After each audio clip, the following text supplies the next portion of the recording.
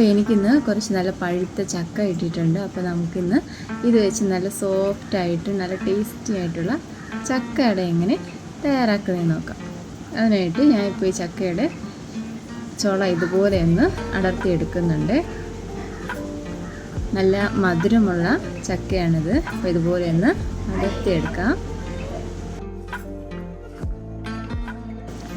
ഇനി നമുക്ക് ഈ ചക്കയിൽ ഉള്ളിലുള്ള ഈ കുരു ഒന്ന് മാറ്റിയിട്ട് ഇതൊന്ന് ചെറിയ പീസായിട്ടൊന്ന് കട്ട് ചെയ്തുകൂടെ എടുക്കണം. ഞാനിപ്പോൾ എല്ലാ ചക്കയും ഇതുപോലെ കുരു മാറ്റി ഇതുപോലെ ഒന്ന് കട്ട് ചെയ്തെടുത്തിട്ടുണ്ട്. ഇനി നമുക്കിതൊരു മിക്സിയുടെ ജാറിലേക്ക് ഇട്ട് നല്ല പേസ്റ്റായിട്ടൊന്ന് അരച്ചെടുക്കാം. ഞാനിതിപ്പോൾ നന്നായിട്ട് തന്നെ അരച്ചെടുത്തിട്ടുണ്ട്. ഇനി നമുക്കിതൊരു ബൗളിലേക്ക് മാറ്റി കൊടുക്കാം. ഇനി നമുക്ക് ഇതിലേക്ക് നല്ല വറുത്ത അരിപ്പൊടി ചേർത്ത് കൊടുക്കാം. ഞാനിപ്പോൾ 250 കപ്പിൽ 2 കപ്പ് അരിപ്പൊടി ചേർത്ത് കൊടുക്കുന്നുണ്ട്.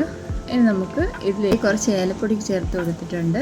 ഇനി നമുക്കൊരു 300 ഗ്രാം ശർക്കര കുറച്ച് വെള്ളം ഒഴിച്ചൊന്ന് പാനിയാക്കി അരിച്ചെടുത്ത് നമുക്ക് ഇതിലേക്ക് ഒഴിച്ചു കൊടുക്കാം. ഇനി നമുക്ക് കൈ ഉപയോഗിച്ച് നന്നായിട്ടൊന്ന് കുഴച്ചെടുക്കാം.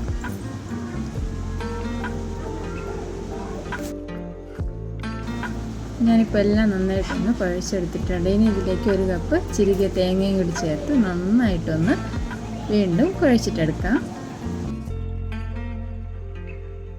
ഞാനിന്ന് അട തയ്യാറാക്കുന്നത് വാഴയിലാണ്. അപ്പോൾ നമുക്ക് വാഴയിൽ ജസ്റ്റ് അതുപോലെ വാട്ടിയെടുത്തതിന് ശേഷം ഓരോ പീസ് വാഴയിലെടുത്തിട്ട് അതിലേക്ക് മാവ് ഇതുപോലെ ഉരുട്ടി വെച്ച് ഇതുപോലെ ഒന്ന് പ്രസ് ചെയ്ത് കൊടുത്ത് ഇതേപോലെ ഒന്ന് മടക്കിയെടുക്കാം.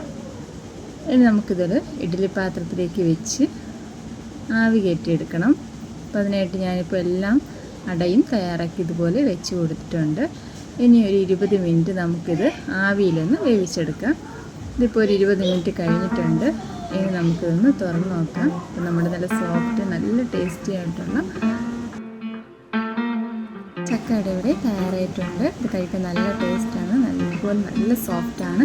അപ്പോൾ ഇതുപോലെ നല്ല വരിക്ക ചക്ക കിട്ടുവാണെങ്കിൽ ഇതുപോലെ തന്നെ എല്ലാവരും ചെയ്ത് നോക്കുക. വീഡിയോ ഇഷ്ടമായാൽ ലൈക്ക് ചെയ്യുക. Thank you for watching.